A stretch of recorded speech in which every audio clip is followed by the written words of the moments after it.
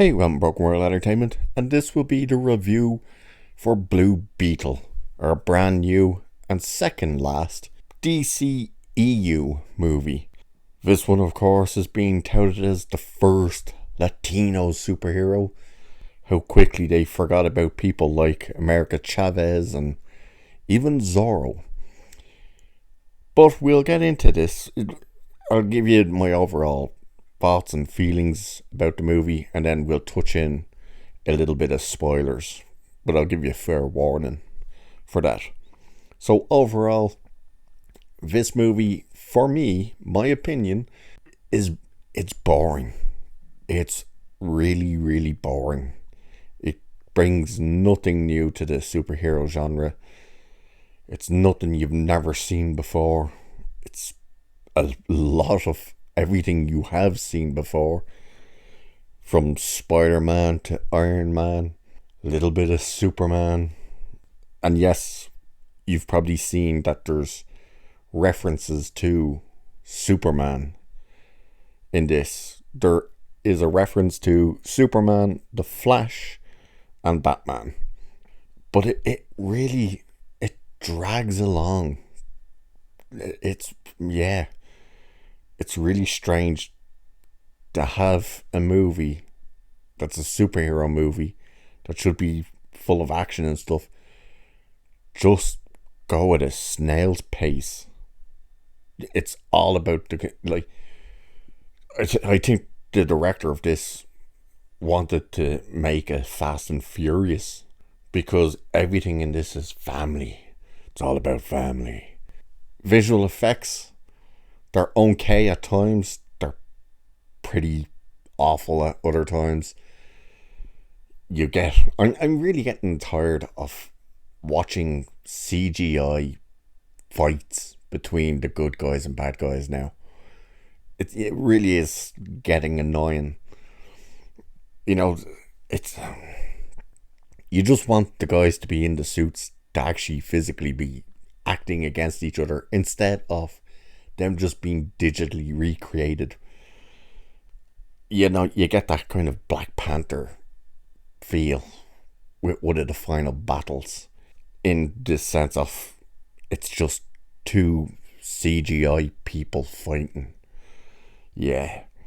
Blue Beetle itself, it has an actual name. I can't remember what the hell it's actually called. It starts with an S, I think.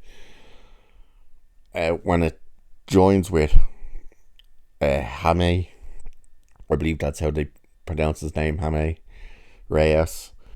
This is no lie. He's in the suit 3 times in the entire movie.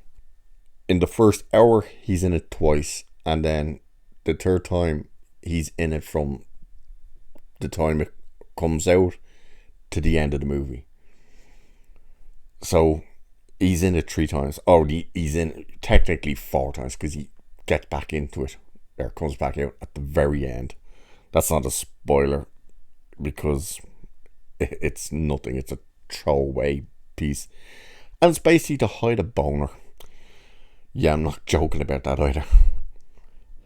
So overall, for me, I would be giving this movie probably a 3 out of 10. It's none of the jokes landed for me. By the way, they really pushed that this is the real Latino, authentic Latino representation, everything else. It's the most stereotypical representation of a Mexican family you've ever seen. Everything is like tacos and stuff. I'm not kidding about that either.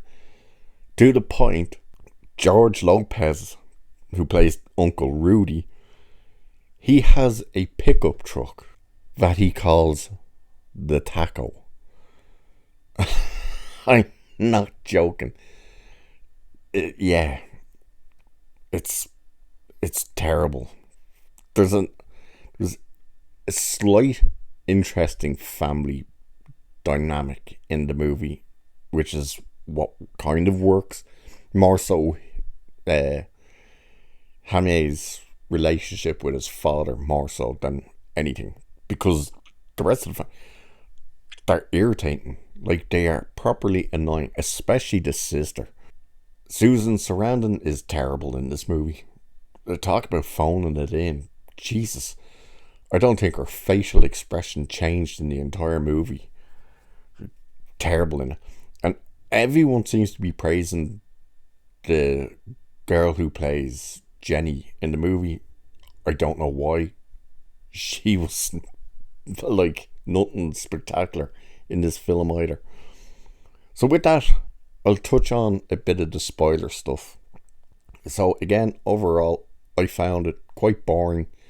Nothing special, nothing you've never seen before, and I give it a 3 out of 10. And with that, I'll touch on some spoilers. So here we go in 5, 4, 3, 2, 1. Our big bad is Susan Sarandon, but she has her kind of henchman, Pryax or something like that, I think he's called, who basically is another Blue Beetle, just that he's got a different suit, but he ends up with the same powers. He's not a proper villain in the end because he's given his memories back and he's just misunderstood, and he takes out Susan Sarandon's character and kills himself. Yeah, terrific. It's so stupid. So they have to get a key to try and remove the scarab out of Hame. And the way they do it is, it turns out Uncle Rudy is a tech genius that you just don't know, and he made a machine that blocks transmissions. Turns it on for the building that they're going into to get the key, which is a watch. And it turns off all the security cameras and starts playing some Mexican cartoon where one of the security guards starts laughing. It's like, you've literally just let them know that they're being invaded. Like, that someone's breaking in. Had he frozen the image or just made the images on the screens remain what they are, you wouldn't be giving yourself away. But he doesn't. He just turns on all the cameras onto cartoons, and it's like, well done, you've just confirmed that someone's breaking in. The Scarab whole thing chooses Hame, and apparently it's been around for years and it's never chosen anyone except him. They do mention the original Blue Beetle, who was Jenny's father. We don't see him or anything, but he's mentioned, and we see his tech and his old suits. But other than that, there's really nothing to spoil because nothing happens in this movie. It's just boring. Oh, the reference to Superman is when they get to Jenny's father's secret hideout, basically the Blue Beetle cave. Rudy says it's all this type of stuff, that he was the original Blue Beetle. Now he's finding out who the original Blue Beetle was. And this is also where the Batman is a fascist line comes in, where he says, he was a standout guy like Superman in Metropolis and the Flash. And he talks about the original Blue Beetle being a legend because he was an eccentric billionaire. That's what he says. And with that, you have Hame picking up a piece of tech, and he's like, it's like Batman's and stuff. And that's where Rudy says Batman was a fascist, Blue Beetle was a legend. That's how it comes out. And it's like, the whole thing about Batman being a fascist is because he's meant to be rich, but he's talking about loving the original Blue Beetle because he was an eccentric billionaire. It's just so stupid. But now James Gunn talking about this Blue Beetle going to be the first character in the DCEU, but how? Because you've referenced now Superman, the Flash, and Batman. How you exactly are you? The only way you could do it is you would have to make this movie non-canon. You would also probably have to give him an origin story again, And it will just confuse people to say, hang on, we've just seen this guy in that movie, and the movie looks like it's tracking to bomb. It only made 3.3 million on its Thursday night previews, which isn't good. But anyway, that's it for this review. I couldn't wait for the movie to end, and finally, by the way, oh, I forgot to say this. When we saw the trailer, and you think he's meant to be rich and he's actually a cleaner, his sister got him the job. They're working in what ends up being Susan Sarandon's house. The sister manages to get them fired because she goes and takes a shit in the luxury bathroom, not the staff bathroom, because she says, I deserve to have a luxury dump. Yeah. Oh, the father has a heart attack and dies, which they set up because when he meets back up with his family, they tell him, oh yeah, your father had a heart attack a few weeks ago. And he's like, oh yeah, it's fine. Yeah, foreshadowing. His father takes his heart attack and dies because he ran away. Jamie made him run away. And he dies. Everything that happens to his family and him in this movie is his family's fault. They tell him to open the box that Jenny told him not to. And they all start chanting for him to open the box, so he does. So what the scar attaching itself to him because the sister takes it out of the box and starts throwing it around.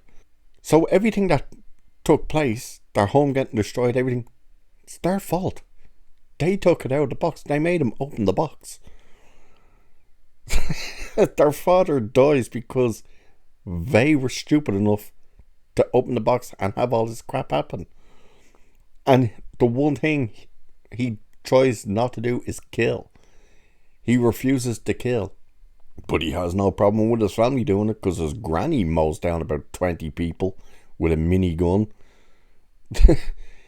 Uncle Rudy in the flying bug mobile, whatever the hell that thing is meant to be called. It has legs and can walk. He stands on someone and then hits a bunch of the rest. Like, the family go on a killing spree.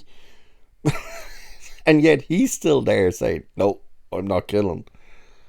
So stupid. Absolutely so stupid. So, with that, I shall leave it there for this one. Are you going to see this movie? Have you seen this movie? What do you think about it? Let us know in the comments. Like, share, and subscribe, and all that good stuff. YouTube seems to be doing some weird things with videos lately. So, yeah. Anyway, cheers. I'll catch you in the next one.